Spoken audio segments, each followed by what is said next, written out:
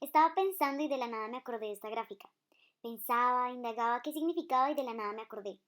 Es una gráfica del PIB per cápita a lo largo del tiempo para diferentes regiones. Pero al ver a Europa y Estados Unidos triunfando de la nada, me di cuenta que China e India no lo hicieron tan de la nada. Por eso me pregunté, ¿qué factores institucionales, culturales, geográficos o históricos influenciaron la brecha en el crecimiento económico entre Estados Unidos y Europa versus China e India? Institucionales. En primer lugar está el factor de instituciones. Roy y Rielo en el 2018 decían que tanto la política como los mercados estructuraron los flujos comerciales globales. Sin embargo, también las instituciones fueron fundamentales para que estos se estructuraran. Las instituciones también figuran en otras de las explicaciones que se tiene frente a la divergencia entre el este y el oeste. De acuerdo con los mismos autores, los historiadores del siglo XX abordaron el problema de la divergencia de la misma manera que Marx y Weber, al tratar de identificar qué hacía Europa diferente incluso de las regiones económicamente avanzadas y prósperas de Asia. Douglas North y Robert Paul Thomas afirman que esta superioridad de las instituciones políticas y económicas hacen que el surgimiento de Europa Occidental durante el siglo XVII sea mucho más avanzado que en las otras regiones. Si bien Max Weber adoptó un enfoque más cultural para comprender el capitalismo, compartió con Marx un enfoque que enfatizaba diferencias profundamente arraigadas entre Europa, en particular sus áreas protestantes, y China e India. Para Weber, el desarrollo crítico en Europa fue la afinidad entre los principios del protestantismo y el espíritu del capitalismo, que transformó el enfoque de la actividad económica, haciéndola más sintética, calculadora y racional. Estos cambios sentaron las bases para la transformación económica de Europa Occidental a partir del siglo XVIII, pero, en opinión de Marx, eran anteriores a esa época. Weber argumentó que en Europa se encontró una afinidad entre el pensamiento religioso, la racionalidad económica y un impulso transformador que no tenía contraparte en China o India. Por tanto, fue Europa la que abrió el camino hacia un nuevo orden económico. Ahora bien, para Pomerantz la diferencia no es por ventajas innatas europeas, sino porque Europa pudo resolver mejor algunos problemas que afrontaron en común con las otras regiones, por ejemplo, la escasez de madera, en donde China no pudo superar la restricción ecológica, lo que sí logró Europa, y esta tampoco pudo transformar su economía para la producción de materias primas para la producción industrial.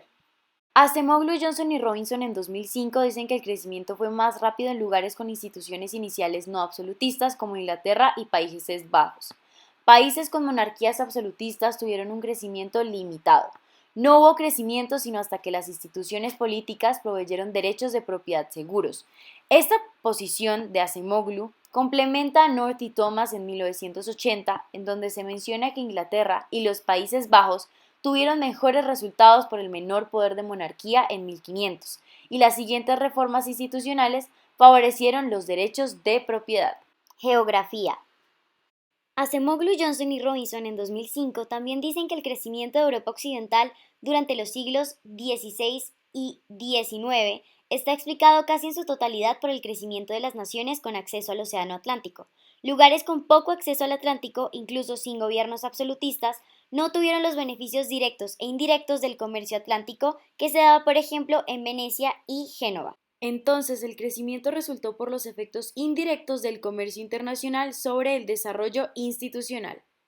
Históricos. Para Mokir, en 2004, la revolución industrial fue fundamental para el desarrollo de Europa, en especial Gran Bretaña. Este mencionaba que Gran Bretaña fue el líder en el mundo durante la revolución industrial, pero el proceso de industrialización tuvo efectos sobre el resto de Europa y Norteamérica.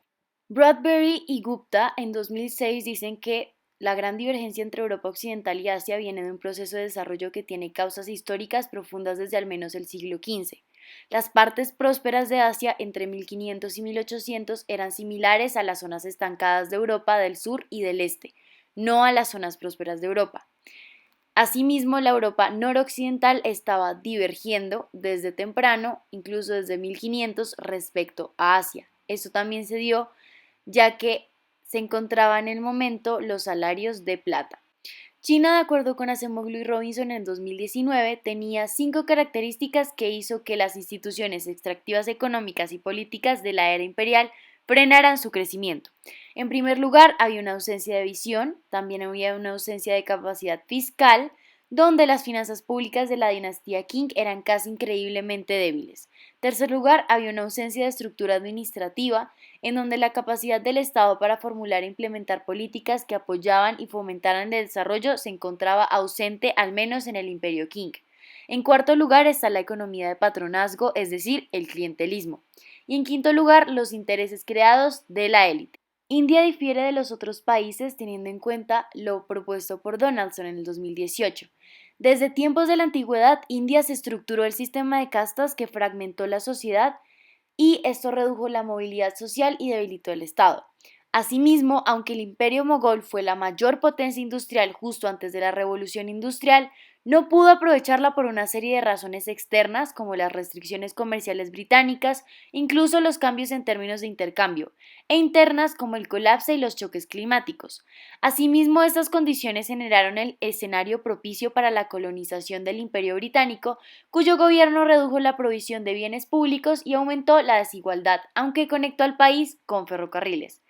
Por ende, India se constituyó como uno de los países más pobres del mundo.